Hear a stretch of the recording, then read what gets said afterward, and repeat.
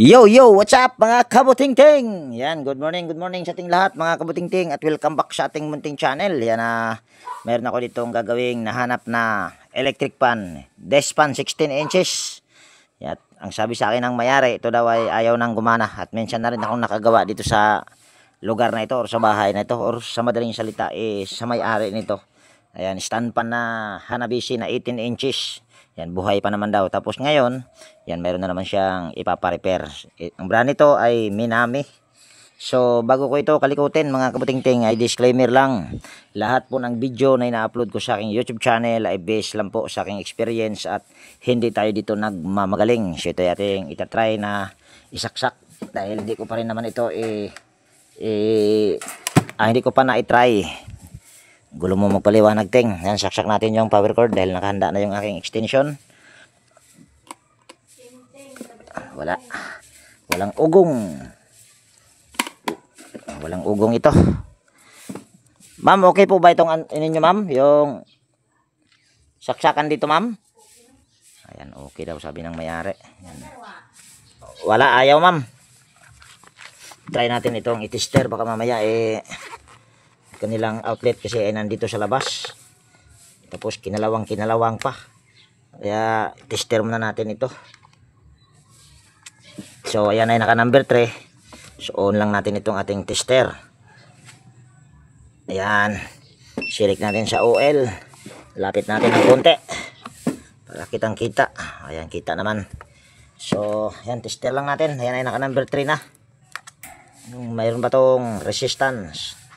Or kung mayroon ba tayong makuhang yan, wala tayong nakuhang resistance or ohms value.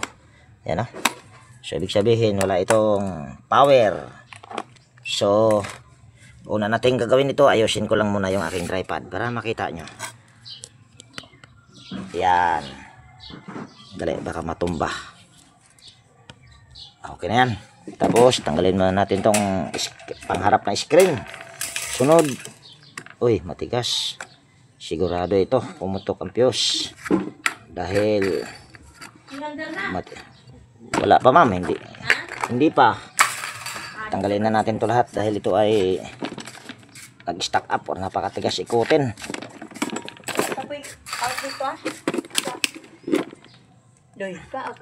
Oh, sige, ma'am. Yan, ito ating tanggalin.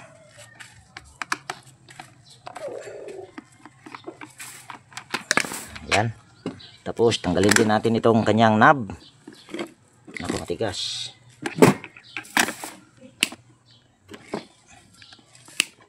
Naku, matigas. Sobrang tigas. Naku, para yatang basag yung kanyang parang basag yung kanyang gearbox. Ang kagwang na. Dali, kuha tayong pantanggal nito. So ayan, meron na tayong pantanggal ng knob. Ayan, tapos higpitan lang natin para maitulak niya dahil matigas yung knob. Kasi kung ipipilit natin, nangyayari niyan, posibleng mabasag yung kanyang takip sa gearbox. Pag nabasag tapos wala kang pamalit, naku, naloko na. Actually wala akong pamalit nito na gearbox, pero madaling paraan, madali lang gagawa ng diskarte yan, basta mayroon lang alambre. Ayan, tapos tanggalin na natin. Ayan, basag. Pero hindi ako nakabasag niyan. Tingin ko basag na talaga siguro yan. So ito ating pagpagan muna. So yan, kung bago kayong napadpad dito sa aking munting channel, baka pwedeng hilingin ko yung inyong pag-subscribe at pakipindot na rin yung notification bell at ilagay sa all para ma-notify ka pag mayroon akong mga bagong i-upload na video. So tanggalin na natin itong 4 na tornilyo sa motor. Ganon din itong tornilyo dito sa itong wire na ito dahil nakatornilyo. Tapos ito ring tornilyo sa kapasitor, tanggalin din natin yan. Mabaklasin natin ito dahil nag-stack up. At siguro yung pagtanggal ng tornilyo siguro hindi ko na ipapakita, mga kabutingting. Ayan, bali natanggal ko na yung mga tornilyo na tinuro ko kanina. So ito ating hugutin lang para yatang matigas. Itong matigas. Para hindi tayo mahirapan, tanggalin muna natin itong C-clip. Tigas, ikutin. Ayan. Tapos kiskisin lang natin ito ng liha. Nang sa ganun mailabas natin yung kanyang itong housing na pangharap. Ayan, lihain lang natin. Yan, konting favor lang mga kabutingting. Baka pwedeng wag po nating i-skip yung mga ads. Ayan po ay napakalaking tulong nyo na para sa akin. Ayan. Tapos ilabas lang natin. Sa likod yata ito nag-stack up mga kabutingting dahil dito sa harap ay malambot. Tsaka napakaganda pa ng kanyang shafting, oh. Walang groove. Sunod. Ako, napakatigas, napakatigas ang kagawang. Dali, ha. Kuha tayo ng martilyo. Pukpukin natin yung shafting para lumabas. Ayan, mayroon na tayo ditong martilyo. So pukpukin lang natin. Pasawakan natin tong rotor. Baka mamaya ay malisgrasya pa. Mahirap pagka ganito. Yan, pukpukin lang natin. Ayan, natanggal. Kasama na yung bushing sa pagtanggal. Tapos dahan-dahanin lang natin. Baka magkaputol-putol yung hibla. Dahil ito ay maninipis. Ayo! Ay, may tao. Ayo! Ayo! Labas lang natin itong rotor. Hey, parcel ni Kuan Ma'am, Edgardo. Parcel. May parcel mga kabutingting. Ako, ay malusot, Ayun, lumusot din. So ito ay ating tingnan kung wala ba tayong naputol or napatid. Mo ko ning order kuno mo. Yaya. 2, 4, 5. Sakto naman, walang naputol. Dali, ha. 526. Ito ay ating irerekta muna bago natin talian para hindi na ako mag-bypass. Total nabuksan ko naman na ito. So kung bago kayong napadpad dito sa aking munting channel, ako po ay hindi naglalagay ng thermal fuse. Nasa inyo po kung ito ay inyong gagayahin yung aking pamamaraan. Basta ako po ay hindi talaga ako naglalagay ng thermal fuse. Yan, itong ginawa ko nga dito hanggang ngayon ay buhay pa mas may-ari nito. Ting-ting, buting-ting. Dali, pause ko muna mga kabutingting at medyo maingay. Ayan, manawala na yung mga maingay mga kabutingting. So ito ay ating tanggalin yung isang hibla.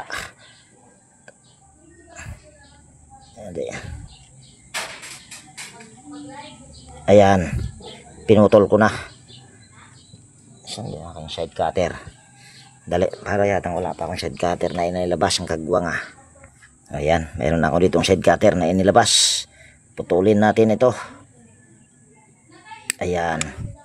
Tapos tanggalin lang natin itong fuse. Yung pinutol ko na fuse. Yan to. Para pulupot natin dito sa common. Tapos tanggalin din natin yung kadugtong ng fuse ito.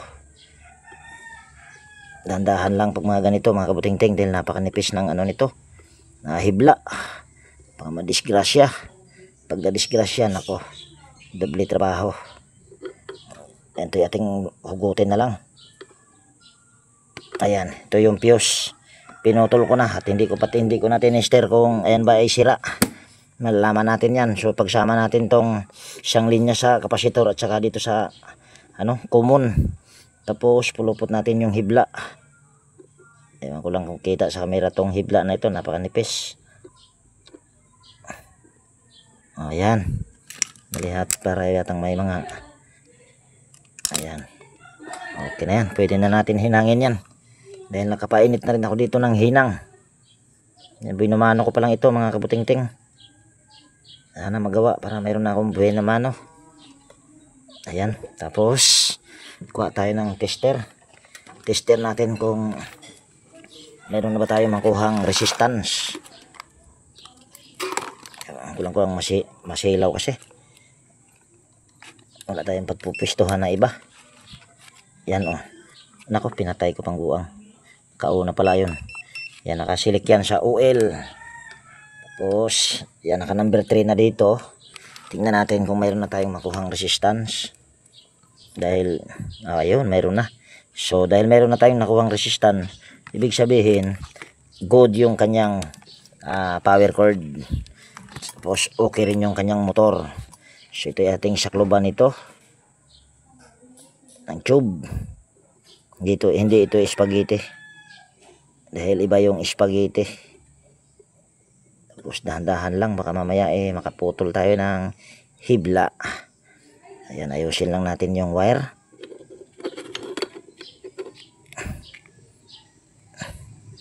Ito ang pinakamagandang paraan, kahit wag nyo na itong kalikutin. Kung halimbawa ganito stack up, ay bypass nyo na lang. Dahil stack up ito, siyempre papalitan nyo muna ng bushing bago i-bypass, or kailangan maluwag muna siya. So ganun ang diskarte para siguradong ma-repair.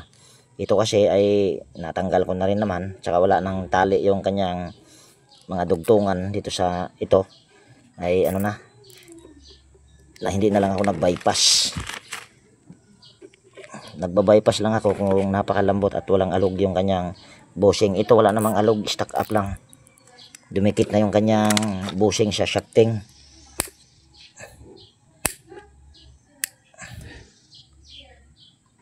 Ito na yan. Tapos tanggalin natin itong lock sa bushing. Papalitan na natin ito automatic. Ayan. Tapos lalagyan natin ng langis, yung foam. Ayan. Tapos kuha muna ako ng bushing. Ayan, meron ako dito ang bushing. So ito ay ating ikabit lang. Tapos itong kanyang lock, ganito lang natin. Gamit tayo ng plies para sigurado na maganda ang pagkalak. Ayan, balik na natin.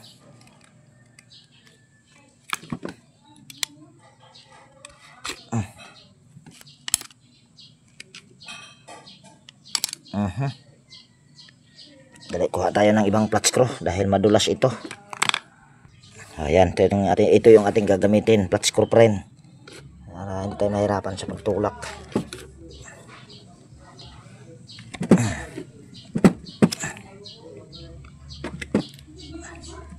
Ko, matigas.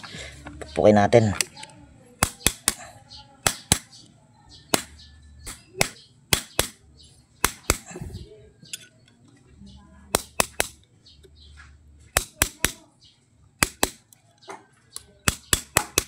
Ayan, okay na yan.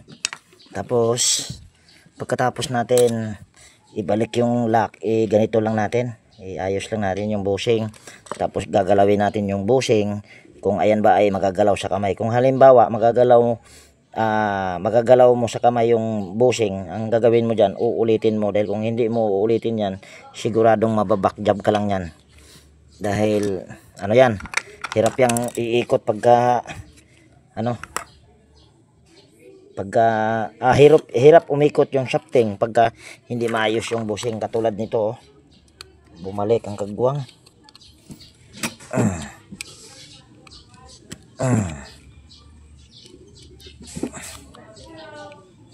Okay na yan. Naku, bumalik din. Loko tingnan natin. Ayan, hindi talaga magalaw sa kamay kanyang bushing. So okay na yan. So ito ay ating ibabalik na or i-assemble na. Pero mas maganda kung tester muna natin yung capacitor. Putulin natin ito. Tapos balatan natin. Tapos itong isa, hindi ko na puputulin yan. Pero kung mapuputol yan, wala tayong magagawa. Puputulin na lang. Pero hindi ko ito puputulin. Babalatan ko lang. Ayan. Hindi kasi natin matitester yung capacitor kung nakakabit pa yung dalawang wire. Kailangan yung isa lang. So gamit tayo ulit ng tester. On lang natin. Select natin sa capacitance. Yan. Tapos tingnan natin dito. Ito ay 1.5 microfarad. Ayan, good pa yung capacitor nito dahil naka-reading pa tayo ng 1.5 microfarad. So dito naman tayo. Pagpagan muna natin ito.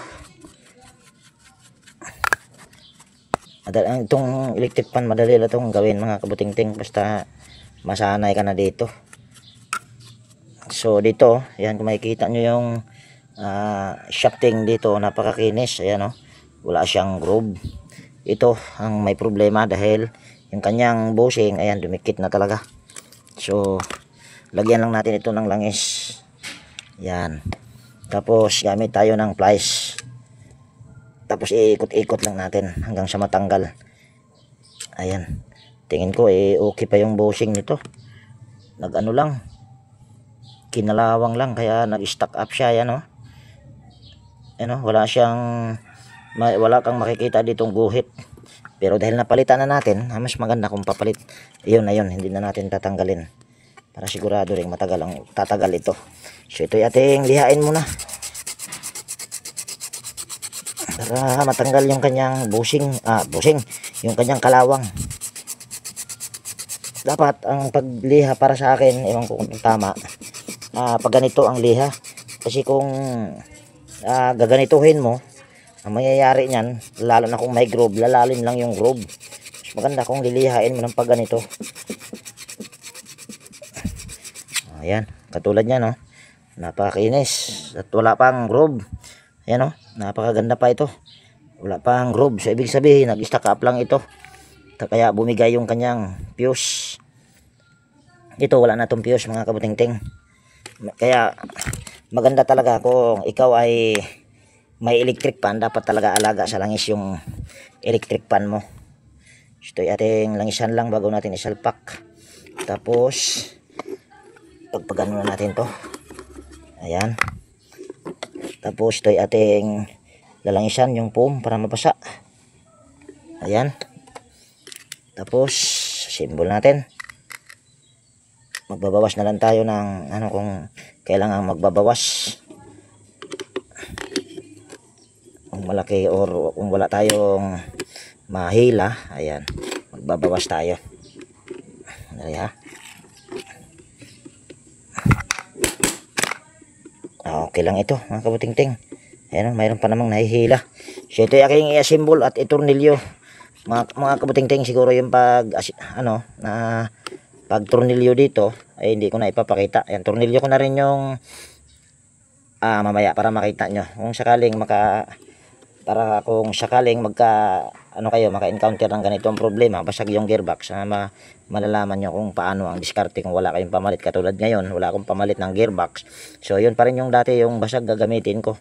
Magsuswing pa rin yan. So tornilyo ko lang muna itong sa motor. So ayan, bali natornilyo ko na yung 4. So ito muna yung kapasitor. Yan, ito yung ating idugtong doon sa pinutol natin kanina, or pinutol ko. Balatan natin. Tapos siksikan na lang natin ito ng tube. Yan, para hindi na tayo gagamit ng electrical tape. Tapos yan, pulupot natin. Tapos yan ay ating ihinang.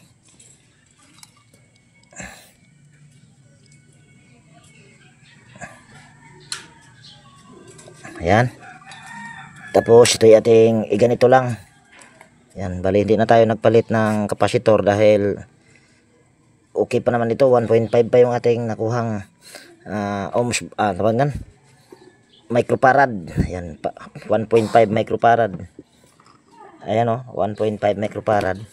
Tapos ito, dahil wala tayong pamalit, nako, ang kagwang basag din pala ito. Nako, patay tayo nito. Hindi ko ito mapapaswing, mga kabuting-ting. Kausapin ko muna yung may-ari dahil wala talaga akong pamalit nito. Kagwang talaga, akala ko ito lang yung basag. Ito rin pala. Dali, ha. Ayan, may naalala ko, mga kabuting-ting, meron pala akong nabiling motor dito sa junk shop. Ayan, so mayroon siyang gearbox. So ito yung ating ikakabit dito para mag-swing siya. Yan, naalala ko lang. Dahil may binili pala akong tawag yan, motor ng electric pan lang. Hindi ko pa nga ito tinignan kung ito ba ay okay. Basta binili ko na lang ito diretso. So tanggalin ko muna itong 3 tornilyo para ito ay lilipat natin dito sa kanyang nabasag na gearbox dahil wala tayong bago. So stay put muna kayo dyan. Ayan, bali natanggal ko na yung gearbox. So kung makikita nyo dito, ayan, sira din. So gagawin natin dyan, ayusin din natin yan. Tanggalin natin itong dalawang tornilyo. Yung accessories ng nabasag ang ating ikakabit. Tanggalin din natin ito. Naubos na kasi yung kanal niya, kaya kailangan nating palitan. Yan, ito yung ibig kong sabihin na kanal. Ayan o. Ayan, naubos na. Kaya kailangan nating palitan. Tapos yung ipapalit natin, ito. Para mas matibay. Matibay yung kanyang loob nito.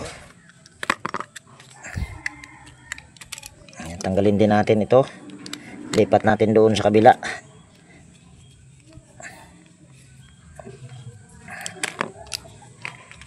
Yan o, basag na basag. Buti naalala ko. Mayroon pala akong biniling electric pan. Mahal kasi dito sa amin yan mga kabutingting, 100 mahigit. Yung kanyang gearbox. Tapos plastic ba. Kaya ako hindi ako bumibili niyan, junk shop lang. Ang tornilyo lang natin ito. Ayan. Okay. Tapos salpak natin dito yung takip. Ang original na takip yung ating ikabit. Sana ba yung kagwang ng takip na yan? Ito, hindi ito ang ating ikakabit kasi ito. Yan, ito yung ating ikakabit. Kasi ito, magagamit mo ito kung sakaling meron kang mabasag, kasi ito may lagayan ng rotary switch. Kaya mas maganda kung ano na yan, tawag niyan, palitan, or ito yung ating ipapalit kasi yung kanyang switch nito dipindot naman. So nakagawang na. Tanggalin muna natin tong tornilyo na ito. Nahaba naman yung video natin dahil pinakita natin halos lahat. So ayan, ito yung ating igainyan lang. Tapos tornilyo natin, ay dali, isa lang muna yung ating tornilyo pala dito sa kabila kasi ito tornilyo natin ito.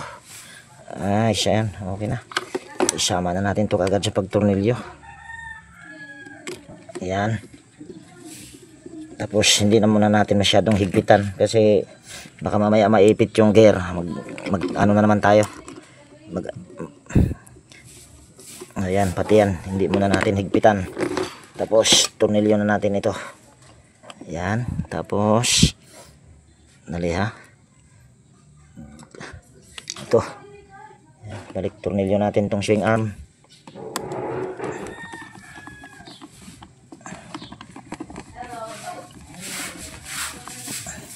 Ayan.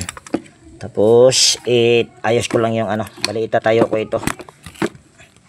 Ayan, tapos tataas natin para kitang kita. Ayan. Tapos dito tayo mag-adjust. Dali ha.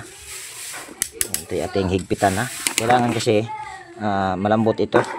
Baka mamaya kasi masikip. Hirap yan siya iikot. Ayan, tingnan natin. Okay na ito. So ibig sabihin, tornilyo na natin itong kapasitor dito. Pero kaya dito na natin sa taas ilagay yung kapasitor. Ayan. Ang dali ha. Tornilyo muna natin dito.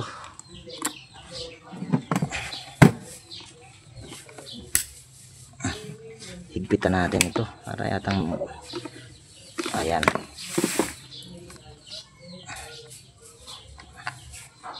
Ang dali ha, hindi ko pa pala ito nalagyan ng electrical tape. Ayan, bali lagyan ko muna.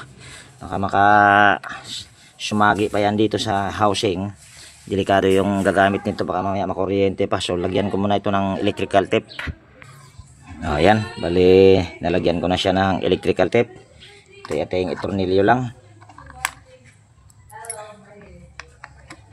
Ayan.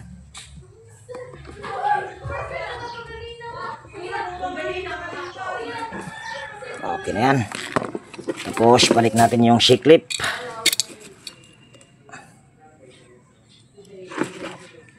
Ayan. Ito yung place. Okay na yan. Tapos tingnan natin kung malambot. Ayan, napakalambot oh. Para yata medyo hindi ganun kakalambutan na. Kagwang na. Ito yung sinasabi ko mga kabutingting. Andali ha. Luwagan natin tong tornilyo na ito. Kasi kung hindi ganun kalambot, mangyayari niyan pag ipipilit mo, hirapan yung motor. Tutulak natin ito papunta rito, tapos saka natin higpitan. Ayan, tingnan muna natin kung malambot na. Ayun, malambot na. Ayan oh. Hindi katulad kanina, para siyang pigil. Tapos saka natin to higpitan. Ayan, tingnan natin kung hindi ba nagbago. Oh, ayan, ayos. So, tingnan natin kung aandar na siya. Yan, saksak ko dito yung power cord. Tapos patayin muna natin. Tapos pindutin ko dito sa number 1. Ayan, gumagana na. Ayan o, tapos nagsuswing din. So, mabilis pa ito. Number 2. Number 3. So, ayan, okay na. So, linisan ko muna yung kanyang screen. Pati yung, yan, pati takip. At hindi ko na ipakita yung paglinis at ganun din yung pagkabit. Kita nyo naman na umaandar na. So, stipot muna kayo dyan. So ayan, bali nalinisan ko na at naikabit ko na rin yung screen, lahat ng accessories niya, yan naikabit ko na. So ngayon ay ipa-final testing natin mga kabuting-ting. At andali pala bago natin i-final testing. Yung aking ipinalit second hand lang pero hindi katulad nito na plastic. Ayun kasi yung aking ipinalit ay aluminum kaya mas matibay yun. Tapos pinakasira talaga nito ay yung kanyang thermal fuse lang at saka ito. Pero itong bushing hindi naman ito sira. Ayan, wala naman tong gas-gas. So, nagpalit na rin tayo. Yan, sulit yung may-ari nito. So, yan, bali ito yung ating final testing. Yan, kung nakikita nyo ay gumagana na. At nagsiswing din. So, yan ay okay na mga kabuting-ting. Lagay natin sa number 2. Yan, number 3. Yan, napakabilis pa yan mga kabuting-ting. So, yan, bali dito ko natapusin yung video natin sa araw na ito mga kabuting-ting. At kung nagustuhan nyo itong video na ito, baka pwedeng palike at pakishare. At higit sa lahat, kung bago kayong napadpa dito sa aking munting channel, yan, baka pwedeng hilingin ko na rin yung inyong pag-subscribe at pakipindot na rin yung notification bell at ilagay sa all para ma-notify kapag meron akong mga bagong i-upload na video. So yan, laging nag-iwan sa inyo, nang ingat tayo palagi at God bless po sa ating lahat mga kabuting-ting. At sana, dahil maaga pa, makahanap pa ako ng customer at kung gaganahan pa akong mag-video ngayon, baka ako'y mag-vlog pa. So yan, bye-bye na mga kabuting-ting.